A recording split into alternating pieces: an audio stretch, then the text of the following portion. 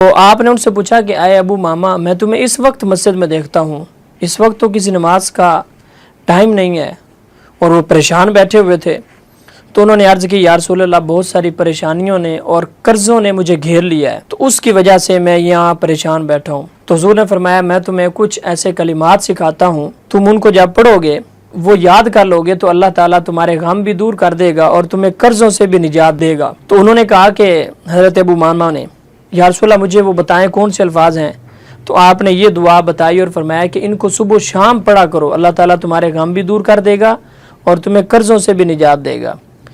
تو یہ دعا بھی ہم ویڈیو کے ڈسکرپشن میں لگا دیں گے۔ تو یہ دو دعائیں بڑی اہم اور بڑی قیمتی ہیں جو حضور صلی اللہ علیہ وآلہ وسلم نے بالخصوص وہ شخص جو مقروض ہو اس کے لیے بتائی ہیں۔ یہ دعا اس کے الفاظ کیا ہیں؟ اللہم انی اعوذ بک، یا اللہ میں تجھ سے پناہ مانگتا ہوں، من الہم والحزن، میں فکر اور غم سے تیری پناہ میں آتا ہوں، واعوذ بک من العجز والکسل، اور کم ہمتی اور سستی سے پناہ مانگتا ہوں، واعوذ بک من الجبن والبخل، اور بزدلی اور بخل سے یا اللہ میں تیری پناہ مانگتا ہوں، واعوذ بک من غلبۃ الدین، اور یا اللہ میں قرضے کے غلبے سے تیری پناہ مانگتا ہوں، وقہر الرجال، اور لوگوں کے ظلم و ستم سے۔